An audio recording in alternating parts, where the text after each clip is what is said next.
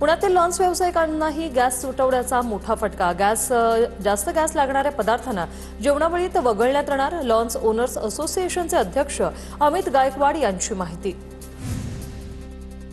पुण्यातील खडकी भागातील Deglurkar gas agency बाहेर पोलीस बंदोबस्त। गॅसचा तुटवडा असल्याबाबत संभ्रम निर्माण झाल्याने प्रचंड गोंधळाची परिस्थिती।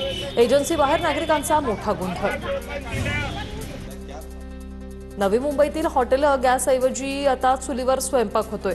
चुलीवरच्या जेवणाला वेळ लागत असल्यानं मागणीमध्ये घट। ऑर्डर्स घटल्यानं हॉटेल व्यावसायिकांची चिंता वाढली। मुंबई महानगरपालिकेच्या कॅन्टीनमध्ये गॅसचा तुटवडा। कॅन्टीनमध्ये इलेक्ट्रिक उपकरणांचा वापर करून खाद्यपदार्थ बनवण्यात येत आहेत। रत्नागिरी शहरातील एलपीजीचा काळा बाजार रोखण्यासाठी प्रशासन सज्ज। जिल्हाधिकाऱ्यांच्या अध्यक्षतेखाली 3 सदस्यीय समितीची स्थापना। गॅसची साठेबाजी होते का याची तपासणी करणार। सिंधुदुर्गात घरगुती गॅस सिलेंडरचा पुरेसा साठा उपलब्ध, मात्र व्यावसायिक गॅस सिलेंडरचा तुटवडा। युद्ध परिस्थितीमुळे इंडियन ऑइलने 25 दिवसांचं बंधन टाकलंय आणि त्यामुळे ग्राहकांची तारंबळ उडाली आहे। अंबरनाथमध्ये सिलेंडरच्या तुटवड्यामुळे हॉटेल व्यावसायिक संकटात। अंबरनाथमधील हॉटेल बंद होण्याच्या मार्गावर। हीच परिस्थिती कायम राहिल्यास हॉटेल बंद पडण्याची शक्यता। श्रीरामपूर शहरात घरगुती गॅस सिलेंडरचा व्यावसायिक वापर करणाऱ्यांविरोधात प्रशासन आक्रमक। पोलीस आणि तहसीलदारांची संयुक्तपणे मोठी कारवाई। हॉटेल दत्तभुवनवर छापा टाकून 10 सिलेंडर जप्त। युद्धजन्य परिस्थितीचा वर्ध्यातील केटरिंग व्यवसायाला फटका। केटरिंगचे नियोजित ऑर्डर कॅन्सल करावे लागण्याची आता वेळ आली आहे। व्यावसायिक सिलेंडरबाबत नियोजन करण्याची मागणी।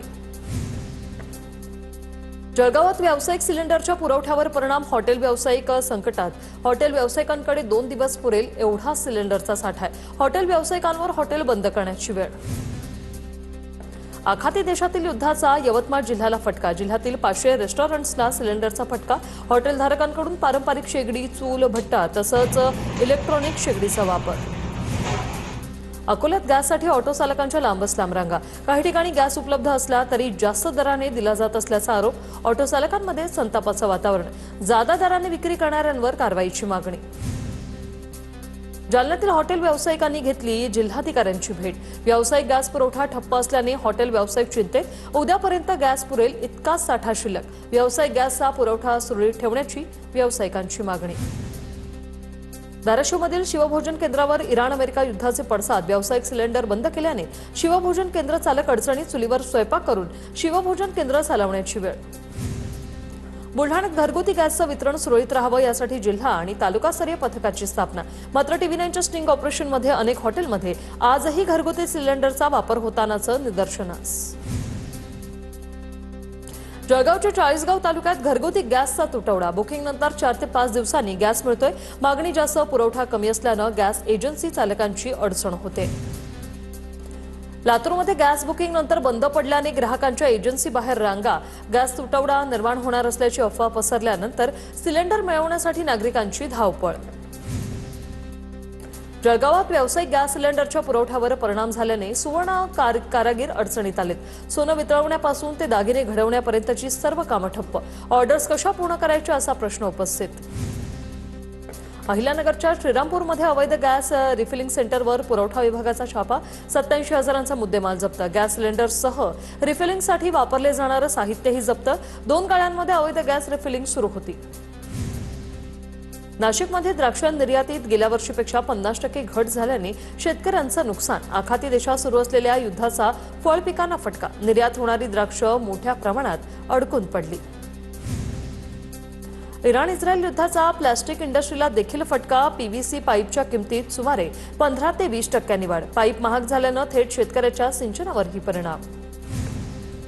नाशिकच्या निफाड तालुक्यातील विंचूरमध्ये गायकवाड कुटुंबियांकडून फुलशेतीतून महिन्याला 50 ते 60 हजारांचं उत्पन्न। काका पुतळ्यांनी पारंपरिक कांदा आणि द्राक्ष शेतीला पर्याय म्हणून फुलशेती केली।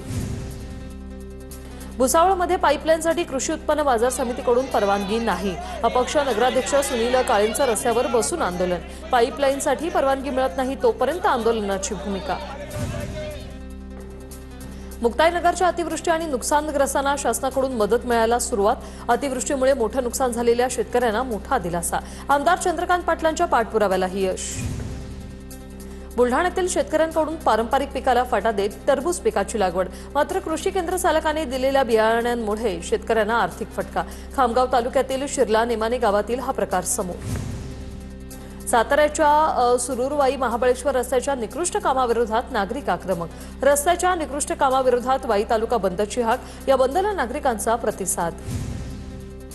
पुण्यातील खडकवासला धरणाच्या पाणलोट क्षेत्रातील अतिक्रमणांवर कारवाईला सुरुवात. पाटबंधारे विभागाकडून कारवाई, पोलीस बंदोबस्तही तैनात. 40 गावातील 50 लाखांच्या विम्यासंदर्भात कट रचल्याचं प्रकरण. पोलिसांकडून तपासाला वेग. बनावट अपघातासाठी वापरलेल्या गोष्टींचा पोलीस तपास करणार. पाण्याच्या मागणीवरून ठाणे पालिकेत नगरसेवक अभिजित पवार यांचं आंदोलन. ठाणे पालिकेसमोर अंघोळ करून प्रशासनाचा निषेध नोंदवला. येणाऱ्या काळातील पाणी टंचाई मिटली नाही तर अधिकाऱ्यांना अंघोळ घालू, अभिजित पवारांचा इशारा. मुंबई, पालघर, ठाणे जिल्ह्याला आज उष्णतेच्या लाटेचा ऑरेंज अलर्ट. हवामान विभागाचा महाराष्ट्राला सावधानतेचा इशारा. राज्यभरात गेल्या काही दिवसांपासून कमाल तापमानात प्रचंड वाढ.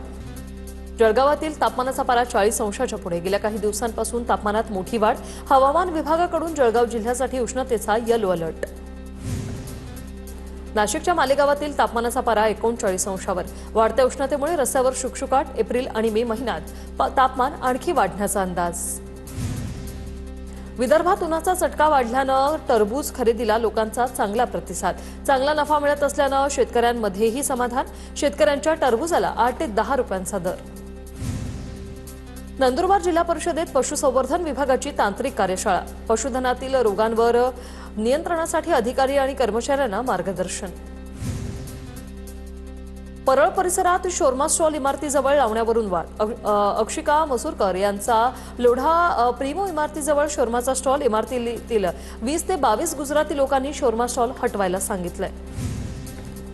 अमेरिका देशाच्या युद्धाचा फटका हिंगोली जिल्ह्यातील हळद उत्पादनांना बसतोय. युद्धजन्य परिस्थितीमुळे 3 ते 4 हजारांनी हळदीचे भाव घसरले. हळदीला 12 ते 13 हजार प्रति क्विंटलचा भाव.